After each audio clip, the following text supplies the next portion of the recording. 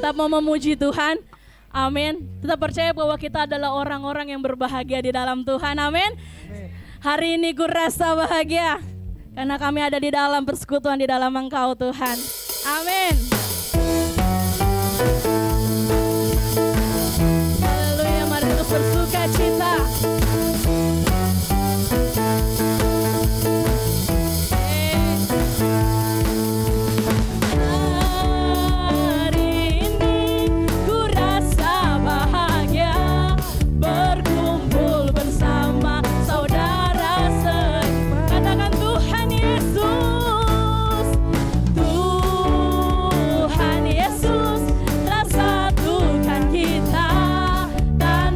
Memandang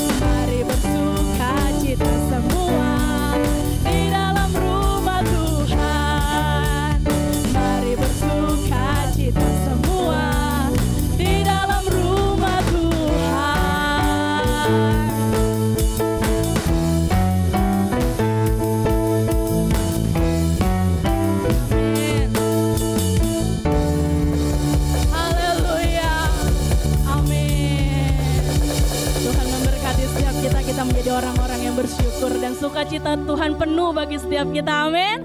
Amin. Kita mau memberikan persembahan. Saya undang semuanya untuk boleh duduk kembali.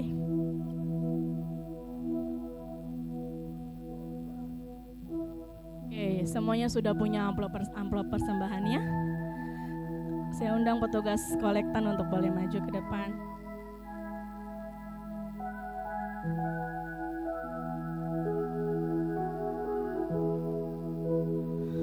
Amin.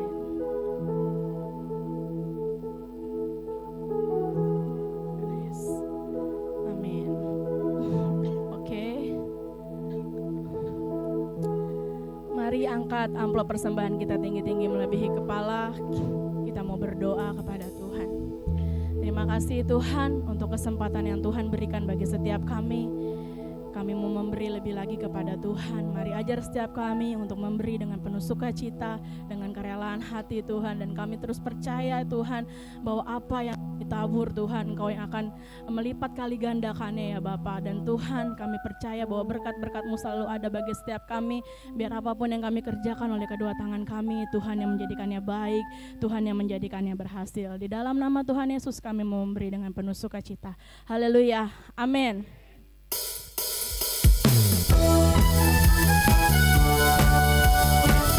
Jangan lelah bekerja di ladangnya Tuhan.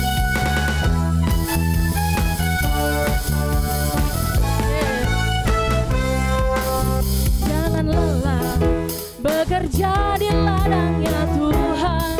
Roh Kudus yang beri kekuatan, yang mengajar dan menopang. Tiada lelah bekerja bersamamu Tuhan, yang selalu mencukupkan atas segalanya. Ratakan tanah bergelombang, timbunlah tanah yang berlubang, menjadi siap dibangun di atas dasar iman. Ratakan tanah bergelombang, timbunlah tanah yang berlubang, menjadi siap dibangun di atas dasar iman. Menjadi siap dibangun, menjadi siap dibangun, menjadi siap di atas dasar iman.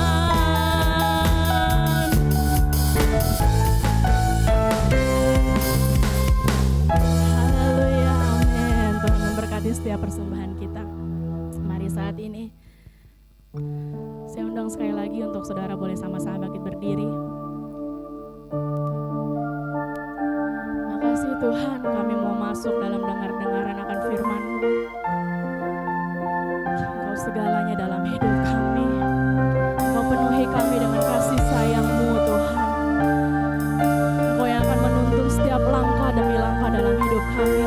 Dan tidak ada yang tersembunyi bagi Engkau Yesus.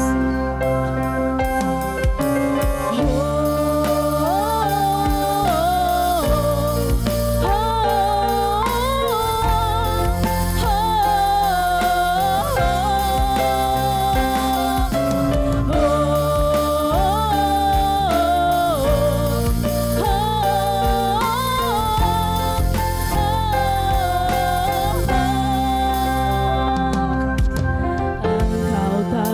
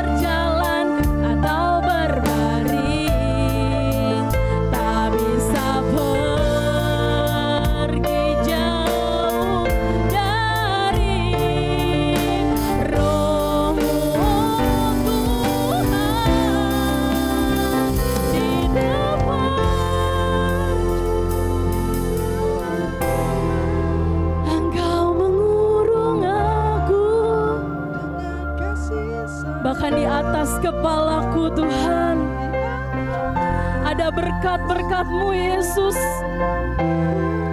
Engkau menaruh tangan-Mu dan memberkatiku.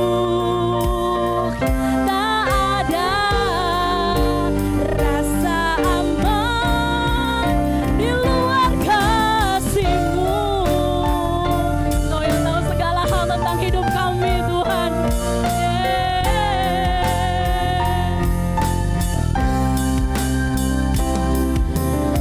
Engkau tahu pikiranku saat ku duduk atau berdiri. Dari jauh Kau selidiki. Engkau mengerti. Engkau yang memeriksaku saat ku berjalan atau berbaring. Tak bisa pergi jauh dari Roh-Mu, di depan, di belakang, Engkau mengurung aku dengan kasih sayang-Mu. Di atas kepalaku, Engkau menaruh tangan-Mu dan memberkatiku.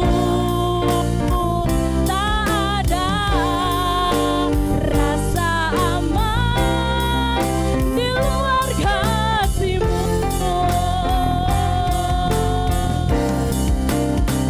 Di depan, di belakang, Engkau mengurung aku dengan kasih sayang-Mu.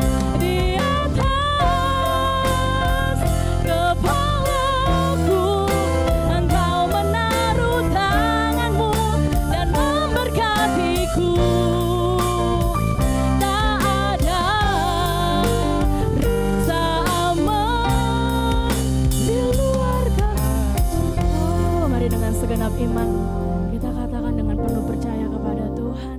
Di depan, Engkau ada di sekitar kami dan bahkan terus ada Tuhan. Engkau tidak pernah meninggalkan setiap kami. Kami bersyukur Tuhan. Kepalaku, Engkau menaruh tangan-Mu dan memberkatiku. Tak ada rasa aman di luar kasih-Mu. Tak ada rasa aman di luar kasih-Mu, oh Tuhan.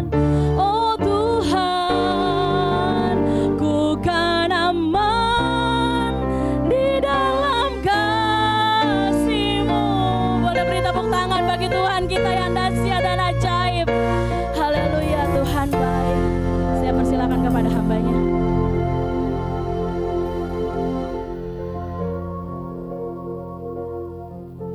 Tuhan, terima kasih untuk hari ini. Sebuah waktu yang Tuhan sediakan, Tuhan masih percayakan bagi kami untuk kami boleh datang bersama-sama memuji Engkau bersama saudara-saudara rohani di tempat ini. Semua karena anugerah Tuhan, semua karena penyertaan Tuhan, semua karena Engkau yang melayakkan kami Tuhan untuk kami datang untuk menyembah-Mu Tuhan. Bukan karena perbuatan baik kami, bukan karena kekuatan kami, tapi hanya karena anugerah-Mu saja Tuhan di dalam hidup kami.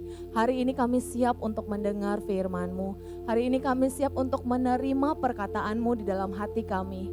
Kami buka hati kami Tuhan, kami buka telinga kami. Kami mau mendengar firman-Mu Tuhan. Biar firman-Mu yang hidup itu menghidupkan kami. Dan kami percaya kami jadi berkat, jadi terang bagi dunia di luar sana. Terima kasih Tuhan, berkati hamba-Mu yang hanya berguna ketika Engkau pakai. berikan hikmat, berikan pengertian Tuhan, dan penuhi dengan damai sejahtera dan sukacita untuk memberitakan kabar baik Tuhan, sukacita yang besar untuk memberitakan Injil-Mu, sukacita yang besar untuk memberitakan tentang perkataan-Mu di tempat ini Tuhan. Biar ini Tuhan boleh jadi satu rema bagi setiap kami Tuhan. Di dalam nama Tuhan Yesus kami bersyukur dan kami sudah berdoa. Haleluya, amin. Langsung default duduk ya. Terima kasih semuanya, terima kasih Pak Sony sudah Eriko ya. Eriko sebagai PIC kedua. Oke. Ini tinggal di sini atau halo bos, udah lama nggak ketemu. Baru ketemu. Baru ketemu lagi nih di sini. Oke. Hari ini kita akan belajar firman Tuhan sama-sama. Amin. Bersukacita untuk dengar kebenaran. Saudara, kalau kita dengar kebenaran di tengah dunia yang kasih kita kepalsuan, kebohongan, terus kita dengar sebuah kebenaran.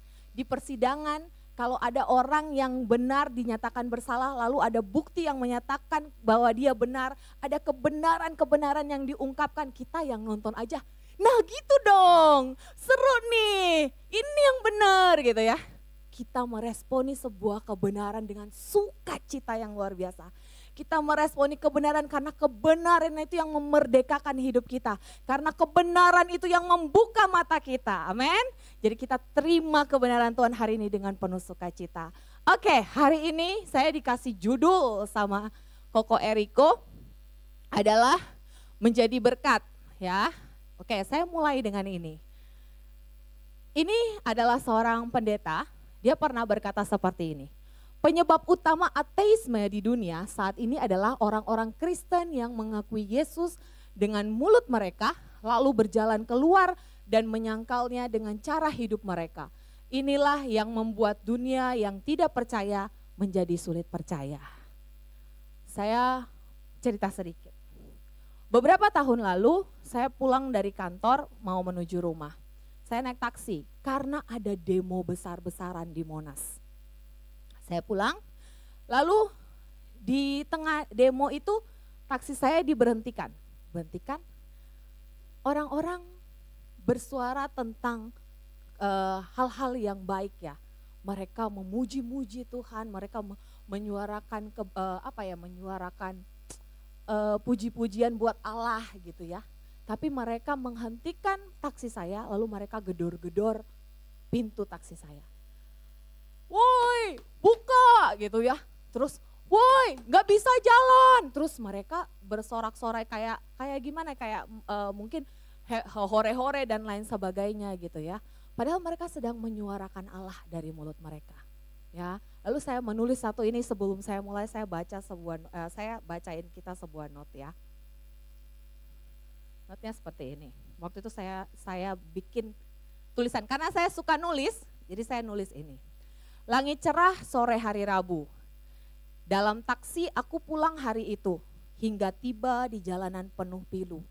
Jalanan ditutup dan terhenti aku di situ. Jendelaku dipukul-pukul sambil mereka berjalan berseteru. Ada berita di malam hari, beberapa ibu kehilangan suami. Mengapa kekerasan terus terjadi di kota yang katanya maju dan berakal budi? Neraka bagi manusia di dunia, ketakutan, kehilangan, hingga trauma. Manusia menyuarakan Tuhan dari mulut mereka, tapi lupa memperlihatkan Tuhan dalam perilakunya. Ini adalah PR besar bagi kita semua, bahwa kadang-kadang kita hidup menyuarakan Tuhan dengan lantang.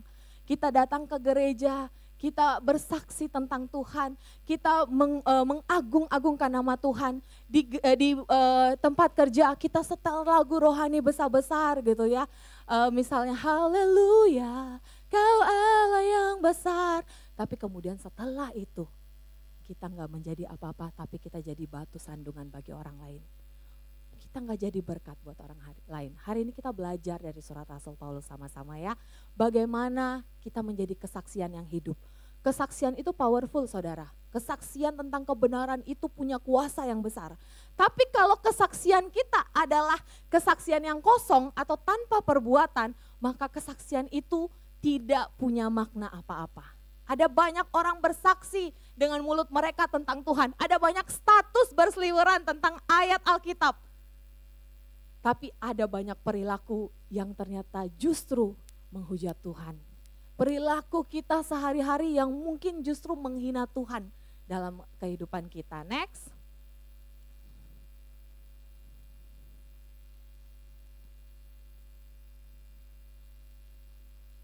Jeng jeng jeng. Oke. Nah, Kolose 4 ayat 5, Rasul Paulus berkata seperti ini. Hiduplah, ini sekarang saya agak kagok ya, karena layarnya kan besar. Oh, di sini, ya ampun, maaf. Agak udik nih. Maaf.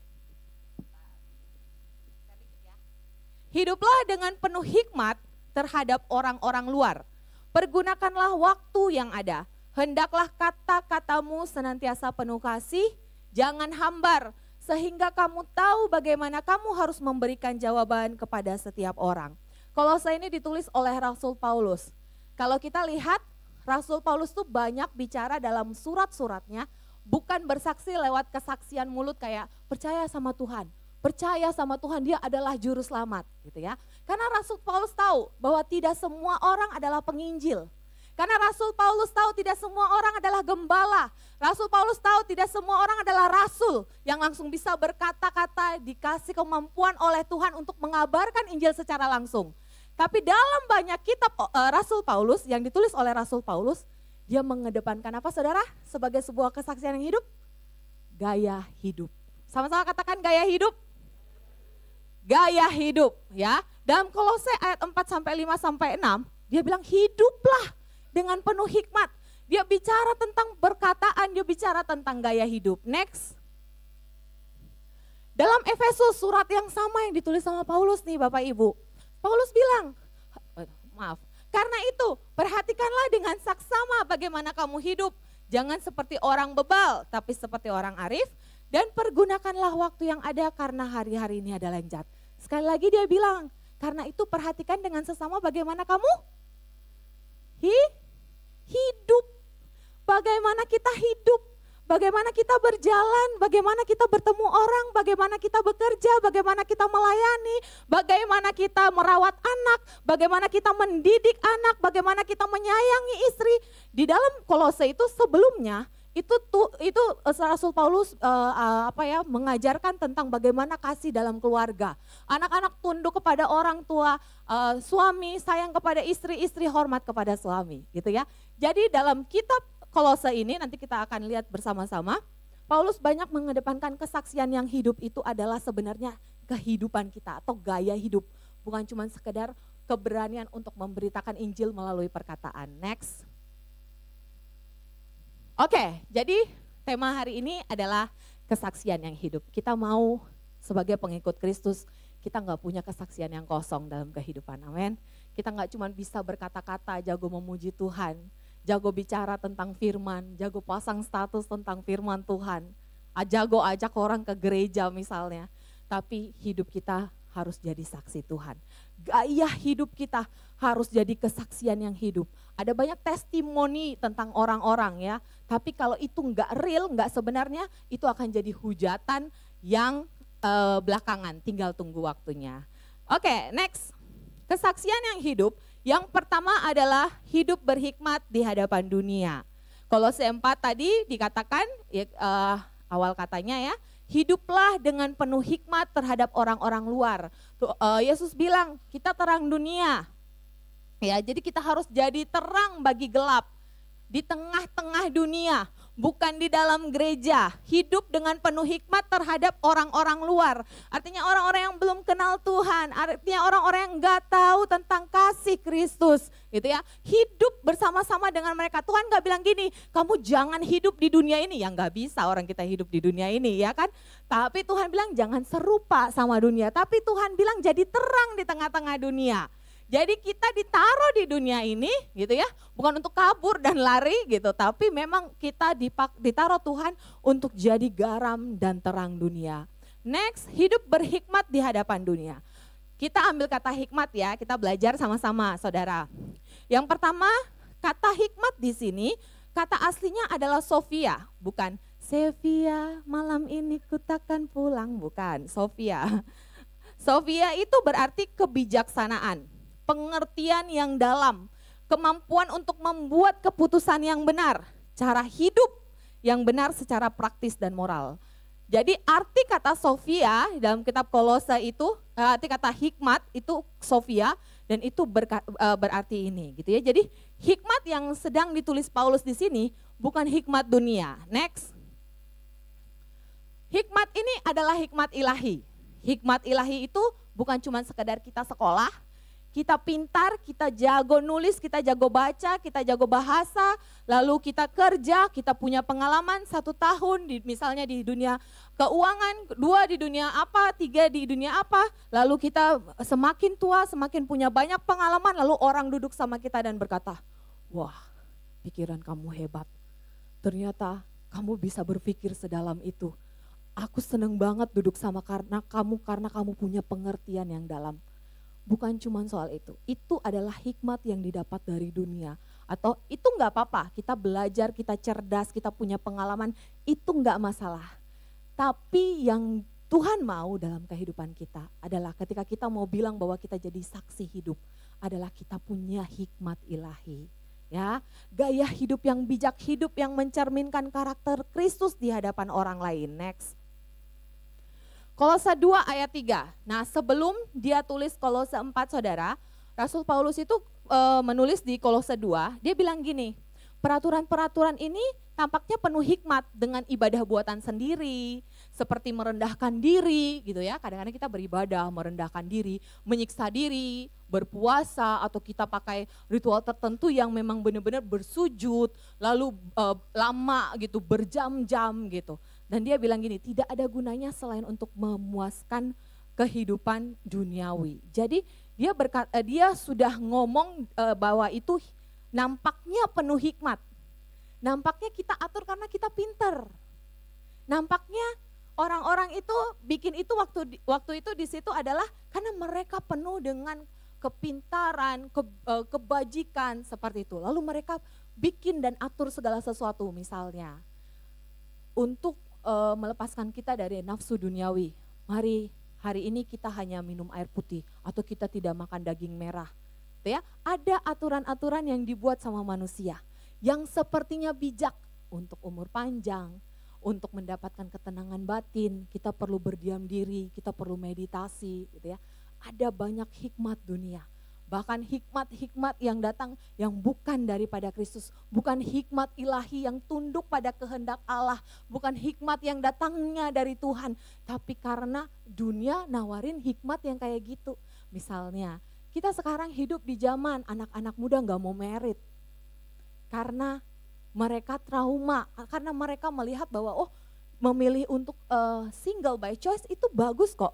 Single by choice itu ternyata gampang gitu, jadi gak usah pikir bahwa punya anak atau punya suami itu hidup lebih enak ke depannya. Kalau ini ya Bapak Ibu ya, ini kalau anak-anak sekarang, rata-rata yang saya temuin ada 2 hal. Mereka memilih untuk jadi single seumur hidup, yang kedua kalaupun mereka menikah mereka gak mau punya anak. Karena gak mau punya anak kayak gini, gak mau punya anak karena mereka lihat banyak orang punya anak tapi ditelantarkan. Banyak orang punya anak tapi dia gak bisa biayain anaknya. Orang memilih untuk punya anak sampai bikin bayi tabung dan segala macam. Tapi mengeluh, saya punya teman yang juga sama ya, dia berjuang untuk punya anak sampai bayi tabung.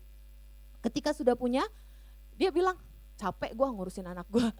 Misalnya gitu ya, kita memilih hal-hal gitu ya, kita mengikuti. Nah akhirnya orang-orang mengikuti standar-standar dunia yang kayaknya itu bijaksana gitu.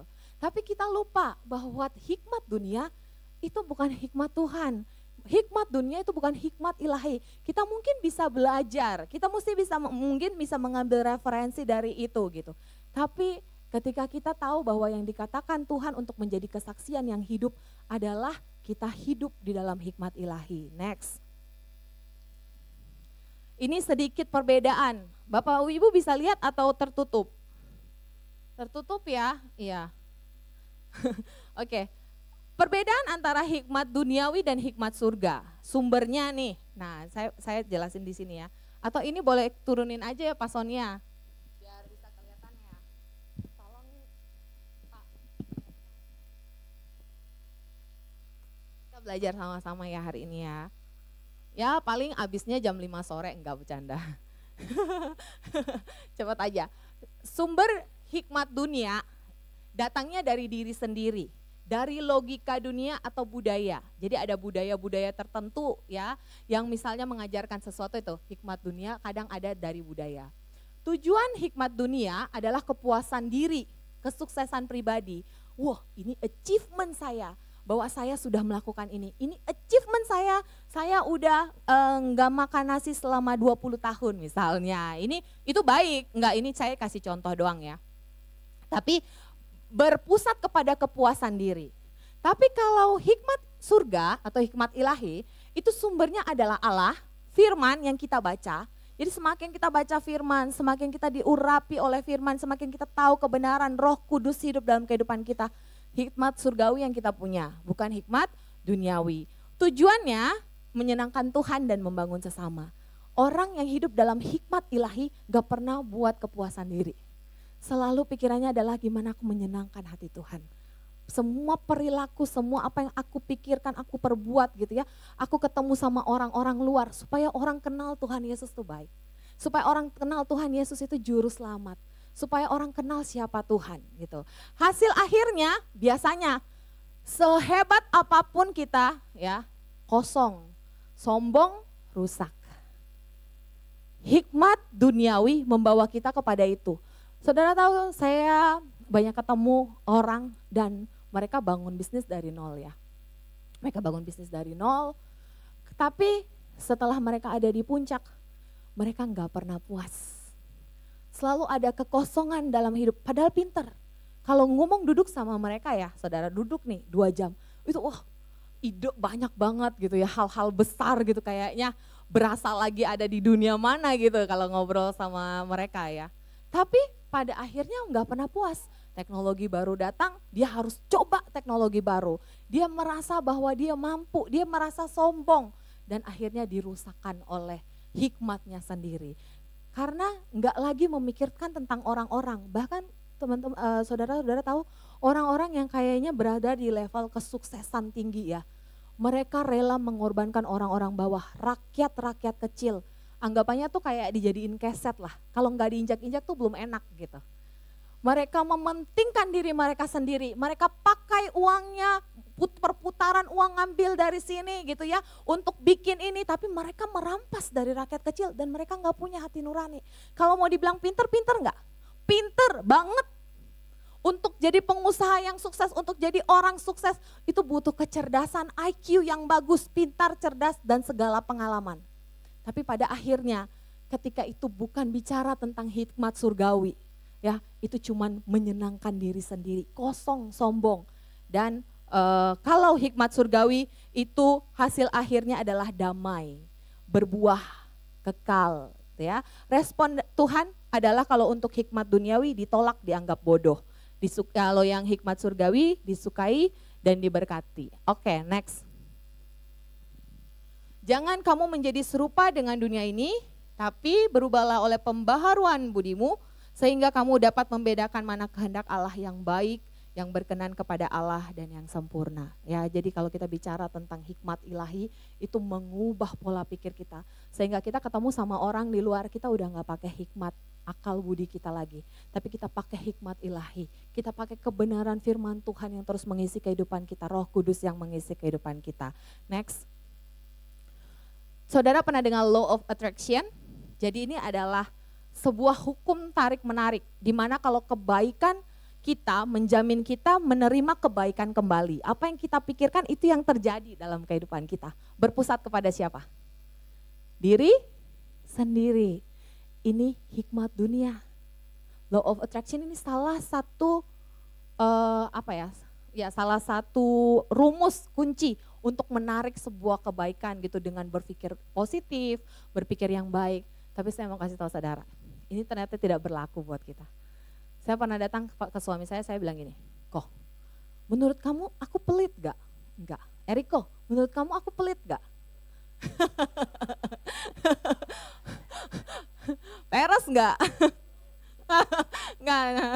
Pak Sony, menurut Pak Sony saya pelit gak? Hah? Gak apa-apa kalau pelit bilang aja Pak Sony. Saya tanya sama suami saya, dia bilang enggak, kamu justru kayak gila-gilaan gitu ya. Gitu ya. Tapi itu bukan kebaikan saya, maksudnya ya ada kekurangannya, ya kita nggak bahas itu. Tapi saya tanya sama dia gini, tapi kenapa aku dipenuhi oleh orang-orang pelit? Saudara tahu nggak? Saya merasa saya ini nggak pelit ya. Kalau kita ikut law of attraction atau hukum ini, tarik menarik, harusnya saya dikelilingi oleh orang-orang yang tidak pelit atau murah hati. Saudara tahu, saya dipenuhi dan dikelilingi oleh orang pelit. Kemana saya pergi? Sampai saya bilang, wah ini benar-benar. Apa yang jadi ujian saya adalah saya mau berhenti murah hati. Saya bilang sama suami saya, gua nggak mau lagi bareng dia, gitu ya, benar-benar pelit gitu. Saudara, pelit sama hemat itu beda. Saya respect sama orang hemat karena saya termasuk orang boros. Tapi saya respect sama orang hemat. Tapi saudara tahu apa perbedaan pelit dan hemat? Orang pelit itu cenderung serakah. Serakah itu misalnya ada apa-apa dia mau duluan. Dia mau nggak mau ketinggalan, dia harus punya gitu. Pada saat itu semua untuk keuntungan diri dia sendiri. Itu orang pelit. Orang pelit itu ada serakahnya. Jadi kalau ada apa-apa dia pengen buat dirinya. Jadi kalau orang memberi buat dia, misalnya saya memberi buat Luyento ya. Luyento itu dia pelit nih misalnya. Dia tuh akan senang gitu. Ih, kamu memberi buat aku ya. Makasih ya. Tapi kalau saya memberi buat Pak Sony, nanti dia bilang gini, ih kok kamu memberi buat Pak Sony sih? Kan Pak Sony bisa beli itu. Ya nggak apa-apa, orang aku mau memberi buat Pak Sony gitu. Tapi kalau saya memberi lagi ke dia apa yang saya beri Pak Sony, dia senang lagi gitu. Nah, keadaannya seperti itu ya. Jadi kalau kita bilang hikmat dunia dengan hikmat ilahi, itu beda saudara. Ya, kita belajar bagaimana Tuhan menempatkan kita di tengah orang-orang yang kita sebenarnya nggak suka. Kita ditempatkan di tempat di mana mungkin kita tadinya suka nggak bisa mengampuni, Tuhan jadi menempatkan kita di tempat orang-orang yang nyakitin hati kita, yang gosipin kita. Tapi disitulah justru saudara dan saya bisa jadi kesaksian yang hidup. Tuhan taruh saudara di tempat yang saudara nggak suka. Gereja ini mungkin ditaruh di tengah-tengah yang mungkin ada orang yang nggak suka. Atau apapun yang kita lakukan, keadaan orang suami kita atau keluarga kita atau teman kerja kita nggak suka sama kita. Tapi gimana kita tetap jadi terang. Dan itu hidup dengan hikmat ilahi. Next. Nah, ini saya agak panjang ternyata ya. Tunggu ya, aku akan membuatnya lebih cepat. Jadi ada seorang tukang roti, dia jualan roti saudara. Setiap hari dia jualan roti, lalu ada satu ibu-ibu setiap hari datang beli rotinya dia. Bukan setiap hari, datang beli rotinya dia sekali-sekali, lalu dia pulang dan dia bilang gini, roti tukang roti itu gak enak, keras, bantet, gak enak, gak usah kesana lagi gitu ya. Terus kadang-kadang dia beli rotinya si tukang roti ini, terus dia datang dia bilang gini, roti kamu gak enak. Gitu, coba ganti, ini gak enak banget, ganti uang aku gak mau gitu ya. Dia datang dan dia selalu komplain tentang roti orang ini. Lalu pelanggan-pelanggan lain bilang gini sama tukang rotinya, Pak, itu orang kan udah kebangetan ya, Bapak jualan baik-baik gitu ya. Kenapa dia selalu hina dagangan Bapak? Dia selalu hina kalau Bapak punya roti gak enak dan lain-lain. Dan dia udah black campaign kemana-mana, menyebarkan berita-berita yang gak enak. Dan dia bilang gini, aku gak bisa milih bagaimana dia memperlakukan aku. Tapi aku bisa memilih untuk tetap bersikap seperti Kristus. Satu hari ada bukan kelaparan. Satu hari dia mendengar bahwa ibu ini punya kesulitan ekonomi. Ya, jadi ada kesulitan ekonomi, anak-anaknya ada terbengkalai dan lain sebagainya. Tahu apa yang dilakukan dia? Dia kasih roti buat ibu ini. Setiap hari dia kasih roti untuk ibu ini makan anak-anaknya. Udah lama ibu ini datang sama dia. Dan ibu ini bilang sama dia gini, saya gak percaya Tuhan. Tapi hari ini saya mau bilang sama kamu, apa yang kamu lakukan dalam hidup saya membuat saya percaya bahwa Tuhan itu ada. Jadi saudara, Kalau kita tetap pakai hikmat Tuhan, kalau pakai hikmat dunia, ya udah saya marahin aja dia. Ibu yang benar aja, kalau ibu nggak mau ya udah nggak usah datang ke toko roti saya gitu ya. Bisa aja kan, kita bisa bilang gitu. Tapi ketika kita pakai hikmat Tuhan, kita tahu bagaimana ketika kita ditampar pipi kanan kita kasih pipi kiri. Ketika kita dihujat kita duduk berlutut berdoa menangis buat orang itu gitu ya. Dan kita tetap menyuarakan kasih buat orang itu. Itu kita pakai hikmat ilahi. Di mana kita ditaruh itu mungkin gak enak. Tapi di situ kita bisa jadi kesaksian yang hidup. Ketika kita bertemu dengan orang lain dan kita hidup dengan hikmat ilahi. Next. Jadi sama-sama kesaksian yang hidup berarti yang pertama hidup berhikmat di hadapan dunia. Next. Yang kedua untuk menjadi kesaksian yang hidup adalah kita menggunakan kesempatan. Ya. Tadi saya sekilas-sekilas dengar tuh ada lagu hidup ini adalah kesempatan. Kolose 4 ayat 5-6, pergunakanlah waktu yang ada. Nah, waktu di sini sebelumnya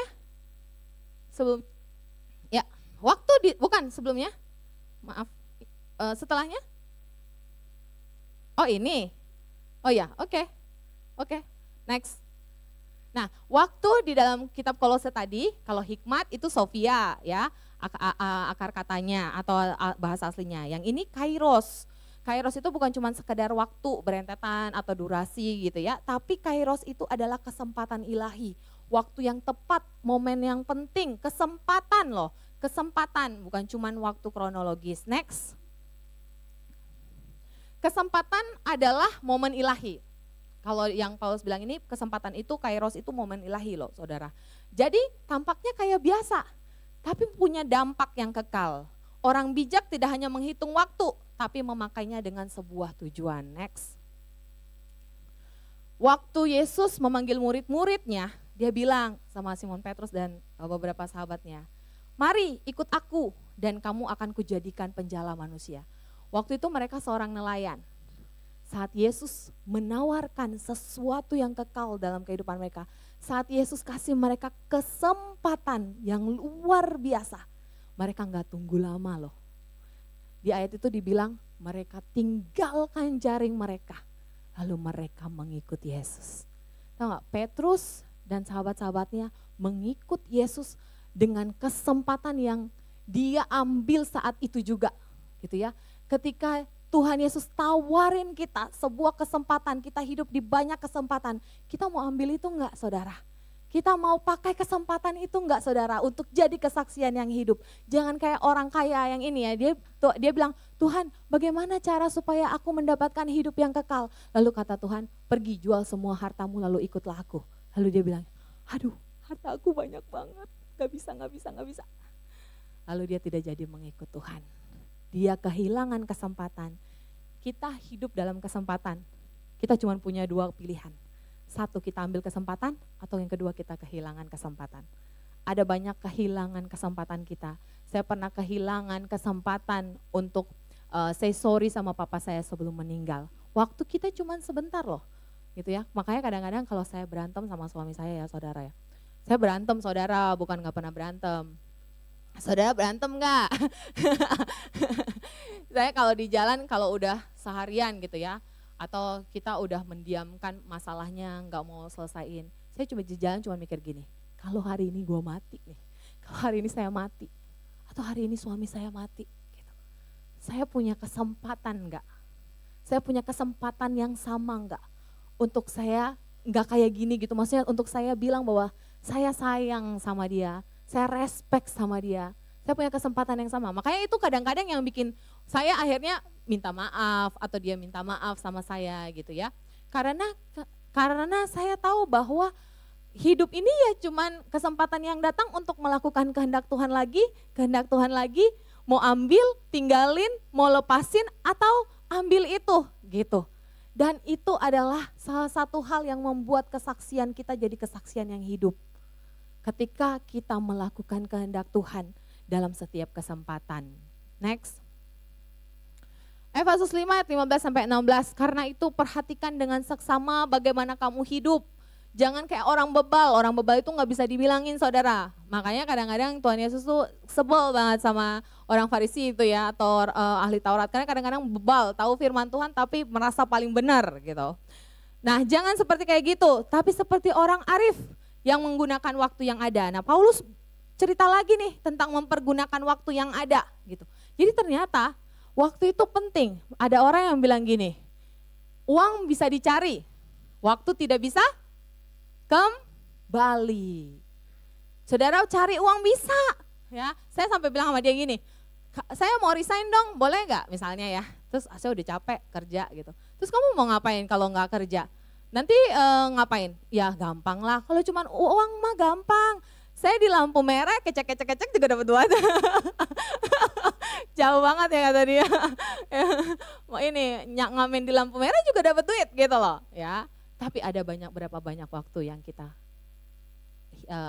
kita nggak ambil itu, nggak kita pergunakan untuk mengasihi anak kita, untuk mengasihi keluarga kita, untuk mengampuni orang-orang yang memang bikin salah sama kita gitu ya. Ada berapa banyak waktu yang kita nggak ambil untuk kita kerjain talenta yang udah Tuhan kasih. Kita nggak boleh nyaman saudara. Enak sih tidur-tiduran ya, daging ini ya. Enak tidur-tiduran nggak pergi keluar. Saya tuh introvert sebenarnya. Tapi mau nggak mau di dalam pekerjaan, di dalam misalnya di lingkungan gitu. Kita mesti keluar dari zona nyaman kita karena Tuhan kasih kita kesempatan. Jadi pakai kesempatan, gak bisa pakai, karena aku orang introvert, aku malas basa-basi. Kadang ada orang bilang gini, small talk itu gak bagus, basa-basi itu gak bagus. Saudara, kadang-kadang basa-basi itu connect people loh. Jangan cuma bilang gini, aku cuma mau bicara tentang hal-hal yang besar, kayak big talk gitu. Enggak, big talk itu justru separate people. Dia memisahkan orang, jadi orang, ini orang ngomong apa sih? Gitu, ngomongnya terlalu tinggi gitu ya misalnya. Tapi kadang kita basa-basi, Pak Sony sepatunya bagus Pak, beli di mana gitu ya. Terus jadi panjang gitu, terus kita bisa masuk. Sama seperti tadi saya datang ke sini ya, saya kan naik taksi dari bandara.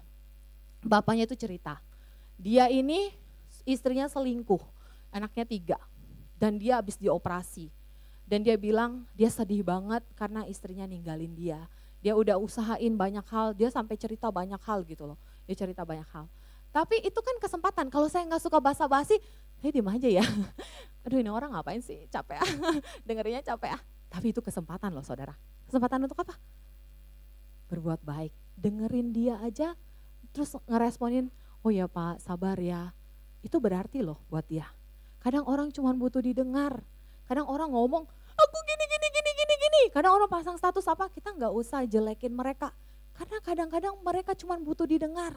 Kita nggak usah judge mereka terlalu parah, karena kadang-kadang mereka cuma butuh didengar. Gitu ya. Jadi kita bisa jadi saksi Tuhan yang hidup dalam setiap kesempatan. Next. Ada sebuah cerita, kalau saya lihat sepatu usang ya, saya selalu ingat bahwa saya pernah kehilangan kesempatan yang berharga untuk berbuat baik. Tapi ini bukan jadi hal yang saya sesali, tapi ini jadi hal di mana saya tahu gimana caranya supaya setiap waktu yang ada, kayak hari ini saya ketemu sama bapak taksi itu ya, saya nggak cuekin dia gitu ya. Saya melakukan apa yang bisa saya lakukan buat dia. Nah waktu itu saya pernah pulang dari kerja, saya dulu masih naik busway dari Monas. Jadi saya naik, kalau busway pas pulang kerja, siapa sih naik busway? Nah itu minta ampun kan, kayak rame banget, udah desak-desakan gitu. Pokoknya kalau kita pulang itu ya, saya pulang, saya lihat orang tuh udah capek, ada yang gini gelantungannya udah gini. Ya kan? Tuh ada yang udah gini, ada yang duduk udah ketiduran. Pokoknya kalau lihat busway pulang kantor itu kita bisa belajar banyak hal. Betapa letihnya bekerja dan mencari uang. Lalu saya duduk di bagian belakang busway saudara. Saya duduk, saya juga capek loh, capek banget hari itu. Terus saya udah agak ngantuk, saya dudukin kepala saya gini. Tapi itu penuh, tapi saya dapat duduk di bagian belakang. Duduk gini, mau tiduran lah, mau tidur. Terus saya sayup-sayup kan, saya sayup-sayup gini. Saya lihat di sebelah kiri saya persis, sepatu kayak gini. Saya nggak jadi tidur saudara, ngapain tahu nggak? Air mata tumpah. Hari itu saya ingat banget, saya sampai Tuhan, maksudnya sekeras ini gitu loh, sekeras ini dia hidup, sekeras ini bapak ini kayak gitu. Terus saya nengok-nengok dikit tuh, dia bawa tas mungkin tas-tas kayak apa ya, brand-brand yang kayak kasih-kasih gitu, hitam dan itu juga udah robek-robek, udah usang banget dan dia lelah banget, bajunya juga semua. Tapi saudara dia pakai kemeja, kayak kemeja putih, celana panjang bahan gitu loh.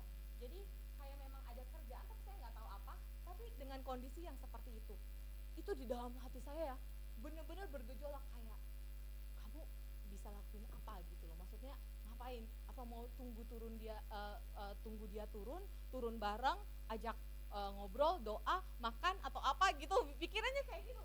Atau kamu, terus aku lihat di dalam tas aku kan, saya lihat di dalam tas saya lihat, ada uang sih 300.000 gitu waktu itu.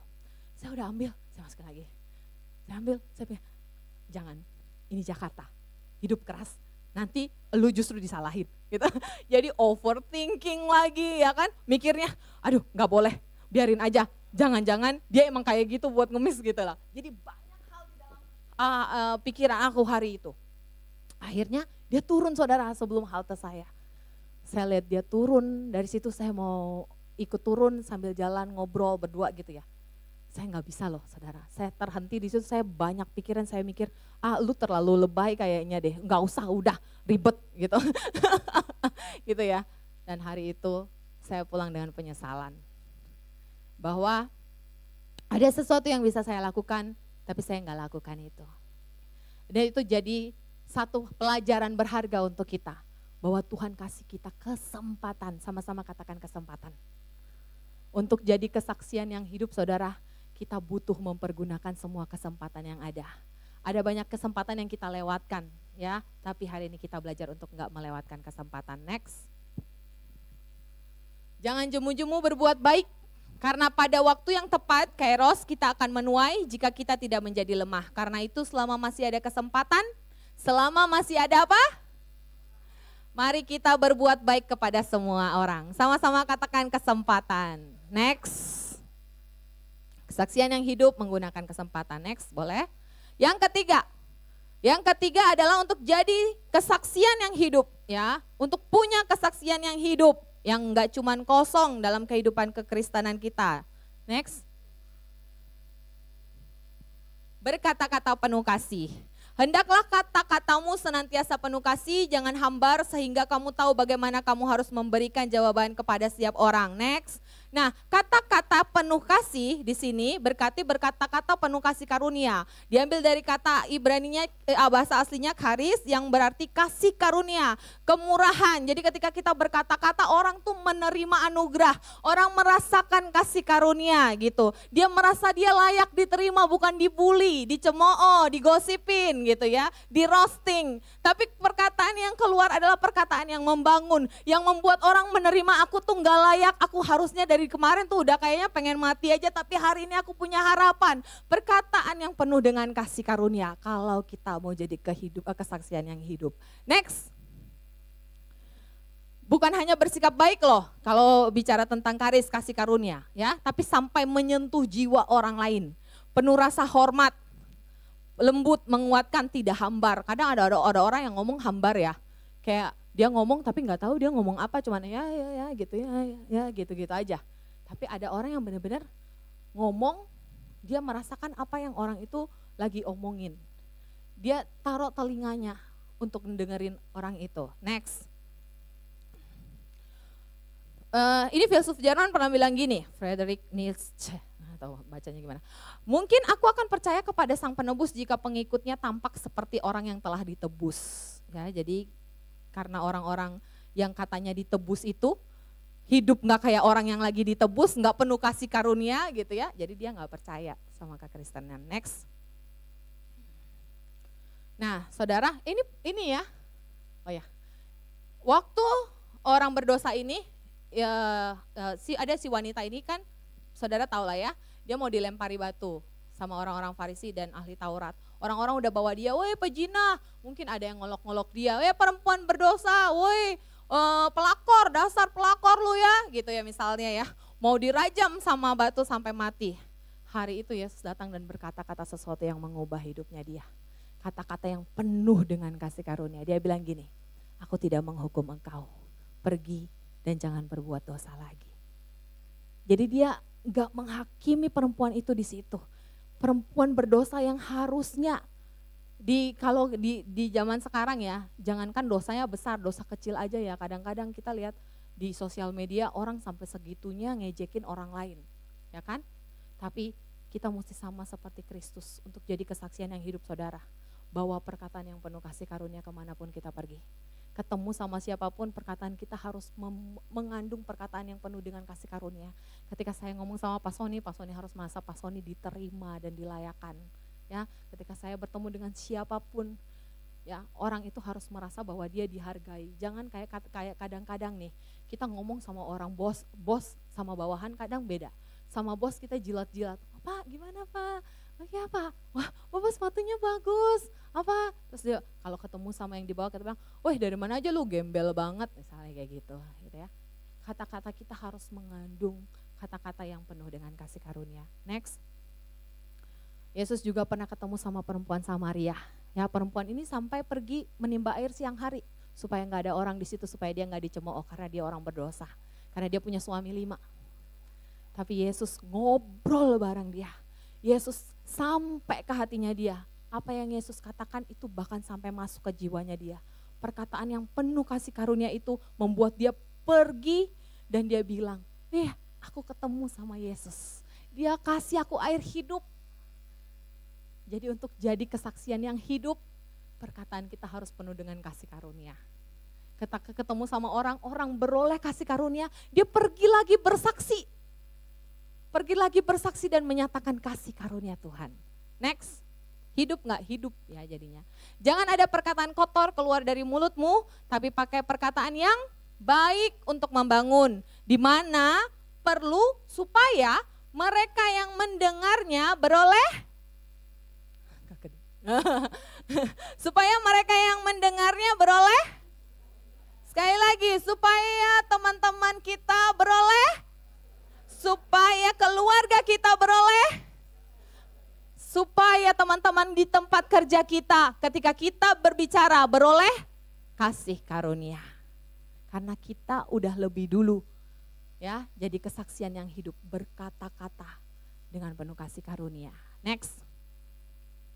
Jadi kesaksian yang hidup bicara tentang perkataan yang penuh kasih karunia. Yang pertama tadi apa? Lupa. Hidup dengan hikmat. Yang kedua, kesempatan. Tidak melewatkan kesempatan atau menggunakan kesempatan. Yang ketiga adalah perkataan yang penuh kasih karunia. Saya tutup dengan satu hal. Next. Saudara tahu ini siapa? Tuhan Yesus kita. Dia teladan yang sempurna, kesaksian hidup yang sejati, gak ada celah ya.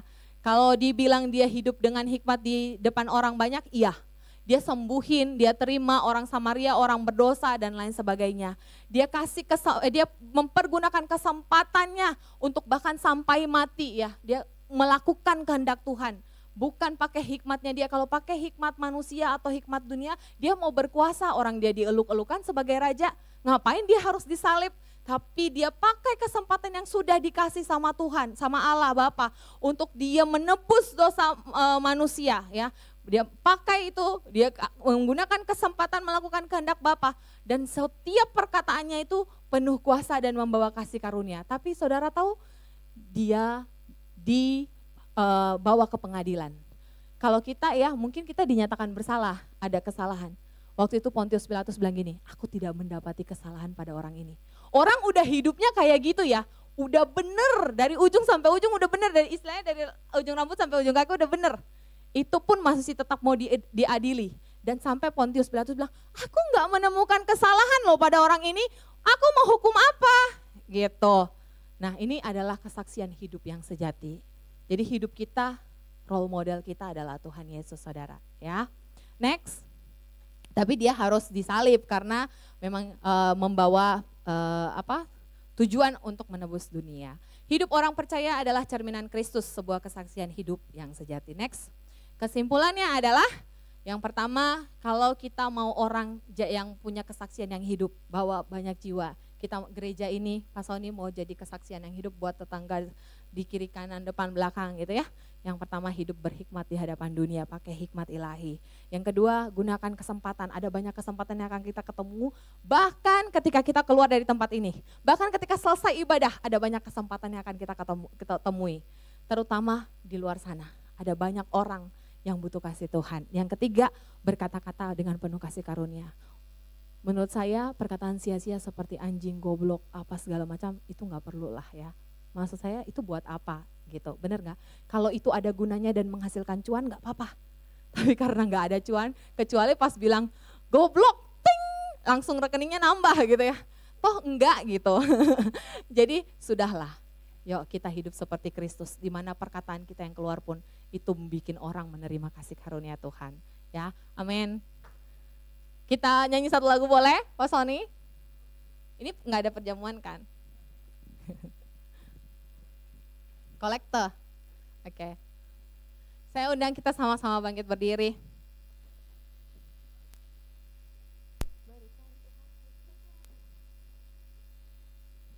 Kita nyanyi lagu ini. Kita hidup di dunia ini, saudara, kalau buat diri sendiri itu, apa ya, nggak banget deh gitu. Maksudnya Tuhan memang menciptakan kita hidup bukan untuk diri sendiri ya. Ada tujuan Tuhan yang besar dalam kehidupan kita. Ya, termasuk menjadi kesaksian yang hidup bagi banyak orang di luar sana. Kita nyanyi lagu Berikan Ku Hati Seperti Hatimu.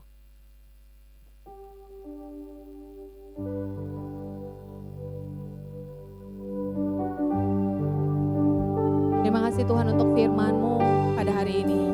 Kami mau jadi orang-orang yang bukan cuma sekadar bergereja, Kristen, dianggap Kristen Tuhan dan beragama. Tapi kami benar-benar mau hidup seperti Kristus. Kami benar-benar mau mengikuti Engkau. Sehingga gak ada lagi yang bilang bahwa aku suka Kristus-Mu tapi aku gak suka sikap hidup-Mu. Kami mau hidup sampai orang bilang aku melihat Kristus hidup di dalam aku. Kami mau hidup sehingga orang-orang boleh bilang aku melihat Tuhan hidup loh di dalam hidupmu. Menjadi sebuah kesaksian di tengah-tengah banyak orang.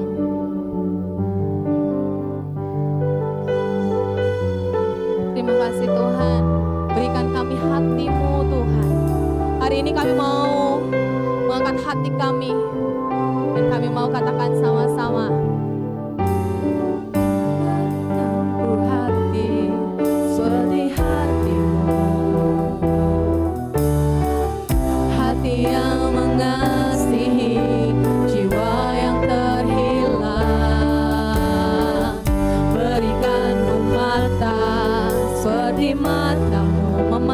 Jiwa yang dalam gelap, memandang jiwa yang dalam gelap. Ku mau berada dalam rencananya, ku mau berada dalam rencananya dan melakukan perbuatannya yang besar,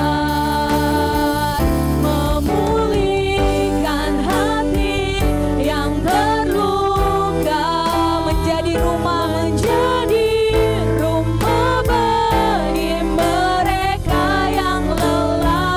membagi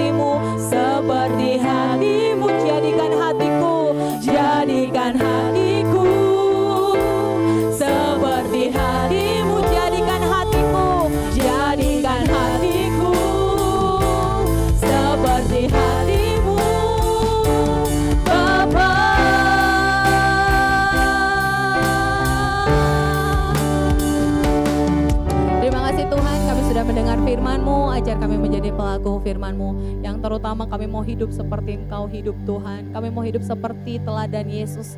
Kami mau hidup bukan hanya punya label orang Kristen, tapi sungguh kami mau punya identitas yang sejati sebagai pengikut-Mu Tuhan. Kami mau hidup di dalam dunia dengan penuh hikmat. Kami mau pakai semua kesempatan yang akan kami temui di depan kami. Kami tinggalkan kenyamanan kami dan kami mau bilang ini kami Tuhan. Kami ambil semua kesempatan dan waktu yang Engkau kasih buat kami untuk kami jadi berguna, untuk kami jadi dampak, untuk kami jadi berkat bagi sekeliling kami. Dan Tuhan, kami juga mau memperkatakan hal-hal yang baik, memperkatakan kasih karunia, supaya di mana ketika kami bertemu dengan orang Tuhan, orang boleh merasakan kasih karunia dalam setiap perkataan kami. Terima kasih Tuhan, berkati setiap kami mau diajar dan kami mau terus hidup di dalam kebenaran-Mu. Ini kami Tuhan, dan terima kasih untuk firman-Mu. Dalam nama Tuhan Yesus kami bersyukur. Haleluya. Amin.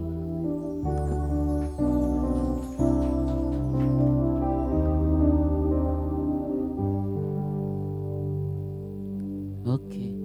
Shalom saudara.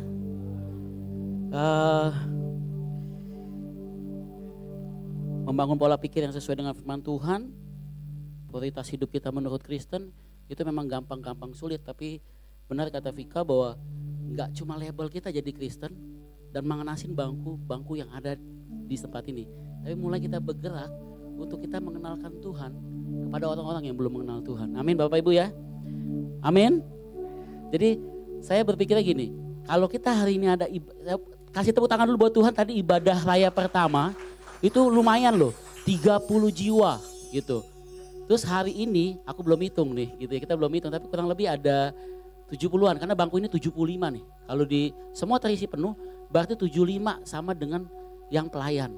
Jadi kurang lebih ada 100 lebih ibadah yang hari ini datang ke rumah Tuhan hari ini. Dan saya percaya begini, Pastor Sony, hari ini bulan ini kita target ibadah raya 2 kali. Ke depan saya percaya bahwa kita akan ada ibadah 3 kali. Dengan orang yang berbeda, amin. Dengan jiwa-jiwa yang berbeda. Cuma masalahnya begini, jangan Pastor Sony doang yang datang gitu, yang bawa jiwa gitu, yang datengin. Ayo Bapak Ibu, banyak orang yang belum kenal Tuhan di luar sana. Gak usah jauh-jauh, tetangga kita, orang-orang di lingkungan kita. Ayo come on, kita ajak semua, bukan cuma datang ke rumah Tuhan, kenalin dia lewat hidup kita jadi berkat. Amin ya. Jadi saya percaya Bapak Ibu, Saudara juga datang ke tempat ini yang sendiri, mulai ajak anaknya, mulai ajak istrinya, mulai ajak suaminya, mulai ajak orang tuanya. Jangan cuma kita. Aku masih bergumul sama papaku karena aku tinggal papa doang. Ya, Cici sama adikku udah bergereja. Meta ada di tempat ini, tapi udah jarang datang juga, gitu ya. Oleh sebab itu Bapak Ibu, saya percaya bahwa minggu depan kalau yang datang sendiri, minggu depan kita mesti datang berdua. Amin. Colek kiri kanannya, jangan datang sendiri. Jangan datang sendiri. Oke, sementara pengumuman akan tetap ada orang yang mengumumkan sampai nanti minggu depan pengumumannya tidak akan ada orang lagi di depan sini, baik aku atau Ibu Febe. Jadi akan ada slide pengumuman yang akan lebih membuat kita lebih jelas untuk mengumumkan sesuatu yang penting yang ada di dalam kegiatan gereja. Jadi jam ibadah tetap sama, yaitu IR1 jam 8.30 dan IR2 jam 10.30 pagi. Dan pembangunan rumah Tuhan, persembahan masih tetap dijalankan karena memang kita progresnya ini belum berhenti sampai saat ini nih. Kalau Bapak Ibu sudah lihat, coba nanti selesai ibadah kalau masih kuat ya, bisa naik lantai 3, lantai keempat ada sekolah minggu, ada ruang ibadah youth, anak remaja, itu sudah rapi. Tapi ada banyak hal-hal yang memang butuh progres lagi untuk kita bisa memperbaiki yang kurang-kurang. Jadi persembahan rumah Tuhan akan tetap dijalankan.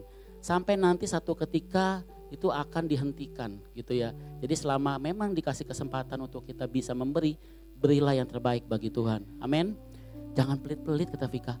Bedanya orang pelit sama hemat apa tadi? Apa? Gak tahu ya. Oke. Oke. Jadi jangan pelit-pelit buat pekerjaan Tuhan. Kasih, karena saya percaya meskipun kita gak meminta, burung di udara aja di Tuhan pelihara.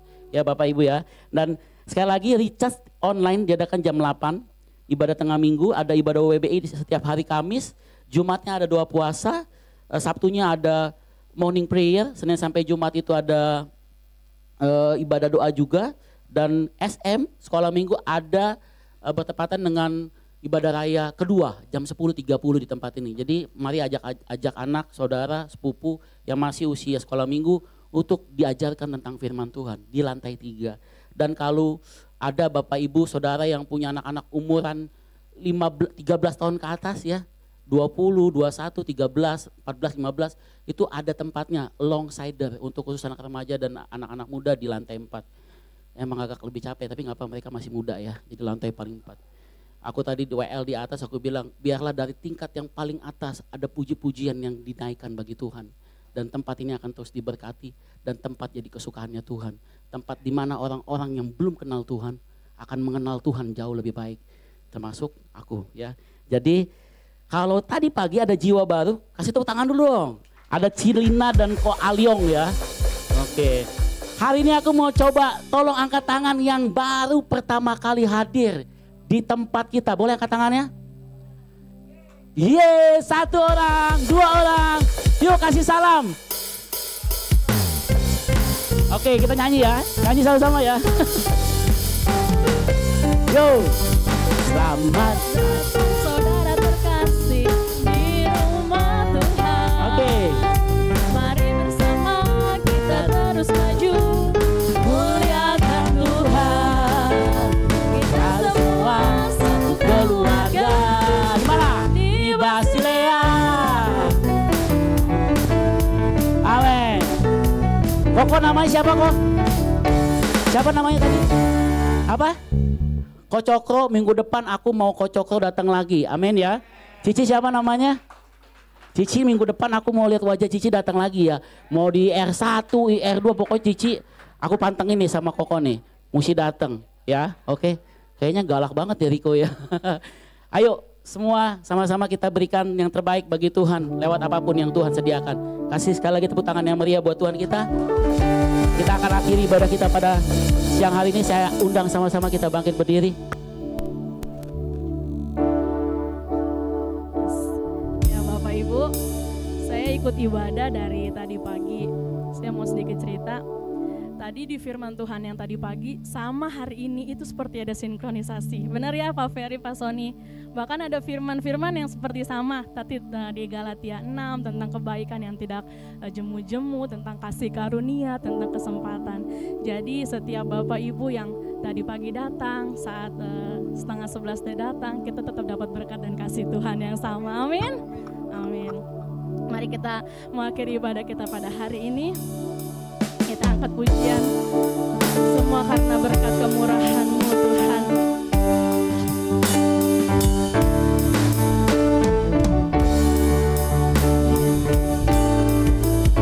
Aku ada saat ini, semuanya karena kasih-Mu. Aku hidup hari ini, semua berkat kemurahan-Mu. Terima kasih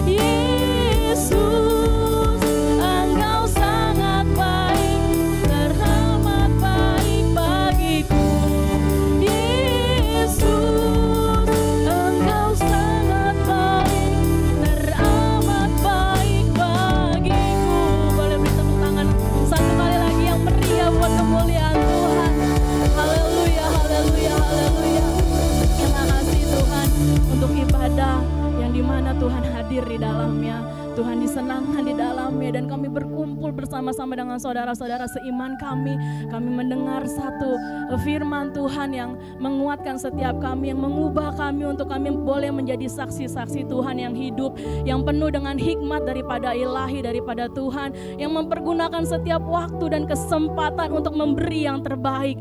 Terima kasih Bapak, jadikan kami orang-orang yang mau berubah Tuhan, bukan cuma hari ini Tuhan, tapi terus di sepanjang hidup kami, di pekerjaan, di keluarga, di tempat-tempat yang Kau sertai Tuhan. Disitulah kami mau membuat kebaikan Tuhan, yang berasal dari kasih karunia-Mu yang memenuhi kami.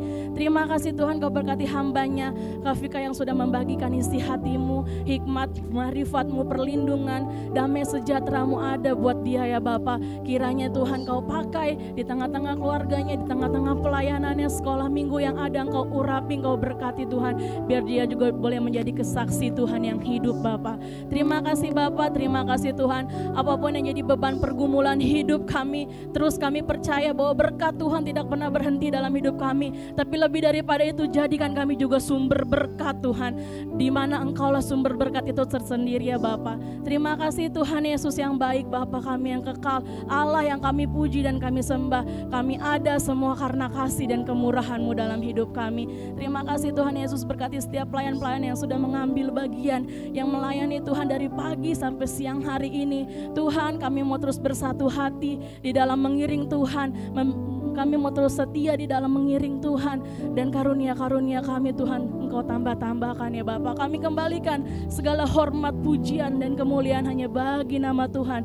Berikan kami Tuhan roh yang terus menyala-nyala di dalam mengiring Tuhan. Terima kasih Tuhan Yesus yang baik. Sebentar kami mau pulang, kami mau berpisah satu dengan yang lain. Kami merindukan berkat Tuhan. Terima kasih buat pimpinan penyertaan Tuhan sepanjang jam ibadah kami pada saat siang hari ini ya Tuhan. Kami mau berjalan dengan Tuhan dan Tuhan mau bersama-sama dengan kami, dan biar Tuhan kami semakin berakar, berbuah dan menjadi berkat bagi orang lain. Tuhan, terima kasih, dan sebentar kami akan menerima doa berkat. Biar perlindungan Tuhan, penyertaan Tuhan ada dalam kehidupan kami. Kebajikan dan kemurahan Tuhan akan mengikuti Engkau seumur hidupmu, dan Engkau akan menjadi saksi dan berkat bagi orang lain. Mari sidang jemaat Tuhan, angkat kedua tanganmu dan terimalah berkat dan rahmat yang datang dari Allah Bapa di sorga, kasih karunia daripada Tuhan Yesus Kristus, pimpinan persekutuan dan kuat kuasa Allah Roh Kudus menyertai saudara dan saya mulai dari hari ini, esok sampai dengan Maranatha. Tuhan datang untuk kedua kalinya. Sama-sama kita yang percaya katakan amin. Tuhan memberkati. Shalom.